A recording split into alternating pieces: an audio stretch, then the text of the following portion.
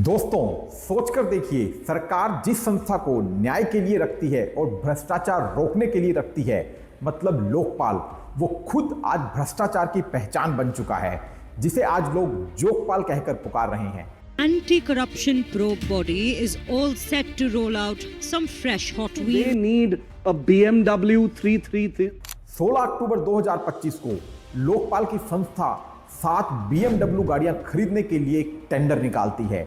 मतलब BMW गाड़ियां चाहिए लोकपाल के 7 सदस्यों को, जिनकी अनुमानित कीमत है 70 लाख रुपए पर गाड़ी, मतलब 5 करोड़ रुपए का बजट। इस सरकार की हिपोक्रेसी इस बात से ही साबित हो जाती है कि जिस संस्था को भ्रष्टाचार रोकने के लिए रखा गया था, वही संस्था आज भ्रष्टाचार कर रही है। और मोदी जी जो मेक इन इंडिया का कॉन्सेप्ट पूरे देश में फैला रहे हैं, अपने ही एम्प्लॉइज के लिए गाड़ियां जर्मनी से ऑर्डर कर रहे हैं। दोस्तों, इससे पहले कि हम लोकपाल का पोस्टमार्टम करें, आइए जानते हैं क्या है लोकपाल। लोकपाल शब्द की रचना 1963 में डॉक्टर LM सिंघवी ने की थी, जहां इनका मेन मकसद था केंद्र सरकार के किसी भी अधिकारी के खिलाफ भ्रष्टाचार के आरोपों की जांच की जा सके, चाहे वो फिर कोई प्रधानमंत्री ही क्यों न हो। लेकिन 1968 में करंट कानून मंत्री अशोक कुमार ने यह प्रस्ताव सदन में रखा, लेकिन यह प्रस्ताव पारित नहीं हो पाया। उसके बाद 1971, 75, 77 कुल 10 बार इस प्रस्ताव को सदन में लाया गया, लेकिन नेताओं ने इसे पास नहीं होने दिया। 2011 में अन्ना हजारे ने इसके खिलाफ एक आंदोलन किया और तब जाकर 2013 में यह प्रस्ताव सदन से पास हो पाया और 2014 में इसके खिलाफ एक कानून बनाया गया। मतलब लोकपाल का मेन मोटिव था नो फियर नो फेवर।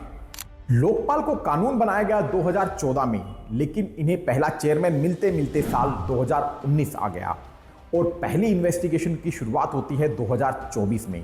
मतलब 10 साल लग गए किसी भी इन्वेस्टिगेशन को भ्रष्टाचार के खिलाफ शुरू होने में।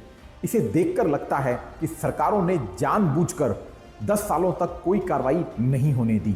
जहां एक तरफ भारत में ट्रेनों में शौचालय तक अवेलेबल नहीं है, किसानों को उनके फसलों की भरपाई तक नहीं मिल पाती, वहीं सरकार के कुछ नुमाइंदों को BMW गाड़ियां चाहिए, वो भी ऐसे डिपार्टमेंट के लिए जिसमें शायद कोई काम ही नहीं है।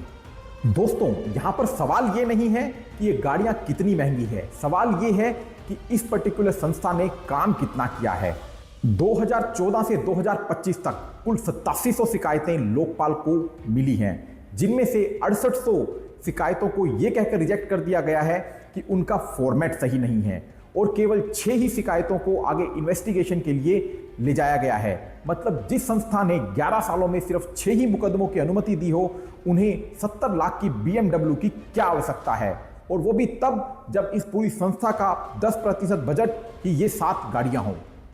दोस्तों, हम उसी भारत में जी रहे हैं जहां पर किसानों का कर्जा ये कहकर माफ नहीं किया जाता है कि सरकार के पास बजट नहीं है और उन्हें आत्महत्या करने के लिए छोड़ दिया जाता है।